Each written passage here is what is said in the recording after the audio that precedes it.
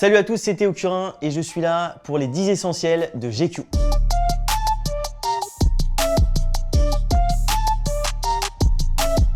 Alors cet objet, il est très important à mes yeux parce que c'est tout simplement le bonnet avec lequel j'ai traversé le lac Titicaca au Pérou.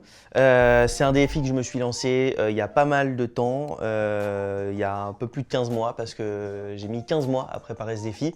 Au mois de novembre, on a été les premiers avec Malia Metella, une ancienne nageuse olympique, et Mathieu Vitevoet, un éco-aventurier, à traverser ce lac. C'est un lac qui se situe à 3800 mètres d'altitude et on a aussi 40% d'oxygène en moins, c'est-à-dire qu'on respire beaucoup moins bien. L'eau était à 10 degrés et on tractait un radeau de 500 kg à la nage, c'est-à-dire qu'un nageur était dans l'eau pour tracter l'embarcation, les deux autres nageurs étaient à l'arrière de l'embarcation et on a mis 11 jours pour faire ces 122 km en totale autonomie.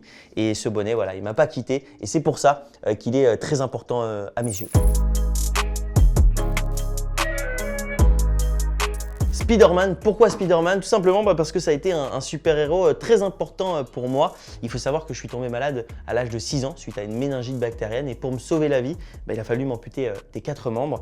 Et je ne sais pas si vous savez, mais quand on rentre à l'hôpital, on nous met un petit bracelet d'admission avec notre nom, notre prénom, notre date de naissance. Et quand on m'a amputé, on ne pouvait plus me mettre ce bracelet. Et on avait mis, les chirurgiens, les médecins avaient mis un petit, mon petit bracelet d'admission autour de la taille de mon Spider-Man. Et c'est pour ça en fait que c'est devenu plus qu'une figurine, plus qu'une peluche, plus qu'un accessoire. Ça a été mon meilleur ami à l'époque à l'hôpital. Et voilà, Spider-Man, c'était un peu l'homme invincible. Et j'essayais d'être tout simplement comme lui, quoi. Je suis très très fier de cet objet. Et ce n'est pas un pull comme les autres parce que c'est tout simplement mon pull de ma propre collection en collaboration avec Lacoste. Et c'est tout simplement beaucoup de fierté parce que j'ai décidé de faire une collection qui va tout simplement à tout le monde, que ce soit pour les personnes valides, que ce soit pour les personnes handicapées, que ce soit pour les femmes, que ce soit pour les hommes, pour tout le monde. On a décidé avec Lacoste de mettre des petites bandes au niveau des manches, au niveau des extrémités des manches, parce que moi je galérais toujours à remonter mes manches et je me suis dit comment je peux faire pour faciliter mon quotidien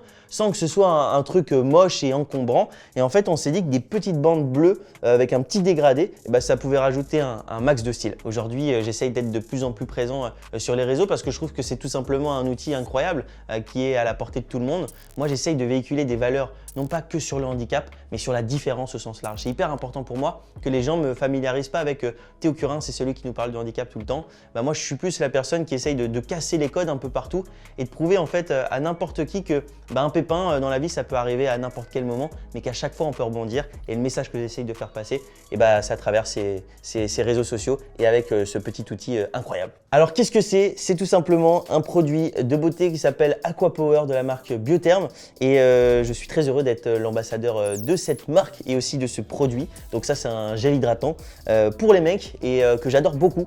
C'est frais, ça fait du bien. Moi qui nage pratiquement une fois par jour, ça permet de se réhydrater. Il y a 10 ans de ça, c'était pas possible de voir un mec sans bras ni jambes être l'ambassadeur d'une marque aussi balèze et aussi connue.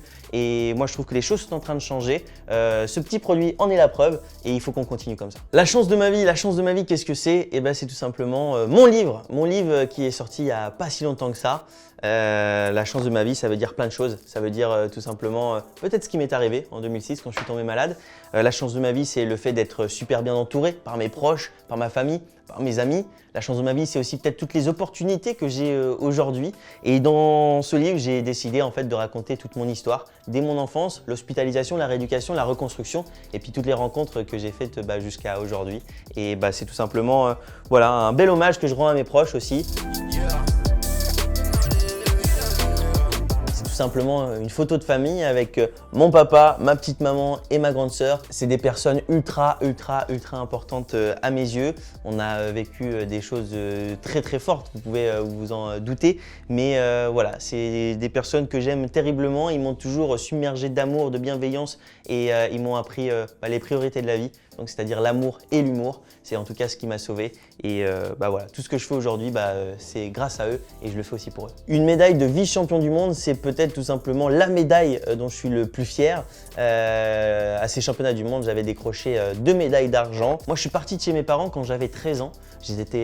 J'étais encore pas tout à fait autonome, j'avais besoin d'aide pour pas mal de petites choses. Et en fait, je suis parti à Vichy, à 500 km du cocon familial pour pouvoir faire du sport et études, m'entraîner 2 fois par jour. Et quand on s'entraîne 2 fois par jour Et quand on fait beaucoup de sacrifices, le travail finit toujours par payer. Et cette photo, c'en est la preuve parce que voilà, 2 médailles d'argent, ça m'a fait plaisir.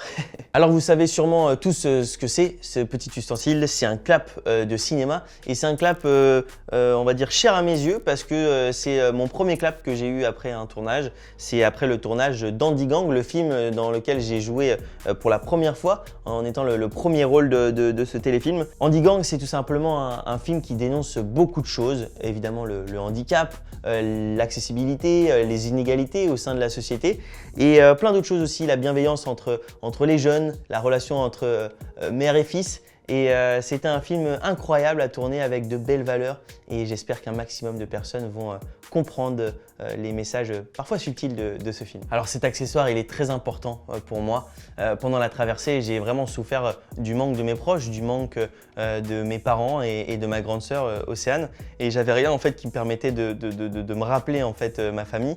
Et à mon retour à Noël, je leur ai demandé un petit souvenir, un petit quelque chose que je pourrais emporter avec moi. Et c'est ce petit collier que j'ai autour de moi avec ce médaillon où une vague est représentée à l'avant du médaillon, ce qui représente l'eau, vous l'avez compris. Et à l'arrière de ce médaillon, il y a le nom de mes proches. Et voilà, maintenant je vais l'emporter avec moi dans chaque aventure, dans chaque défi, dans chaque moment important de ma vie pour les avoir tout le temps avec moi. Et bien voilà, cette vidéo touche à sa fin. J'espère que ça vous a plu. Moi, j'ai passé un très bon moment à revoir tous ces souvenirs. Et puis, on se retrouve très bientôt pour mon prochain défi, la Santa Fe Coronda, le 13 novembre, une course de 57 km à la nage. Et puis, si mon histoire vous a touché et que vous voulez en savoir un petit peu plus, et rendez-vous sur n'importe quelle plateforme pour vous procurer mon livre La chance de ma vie.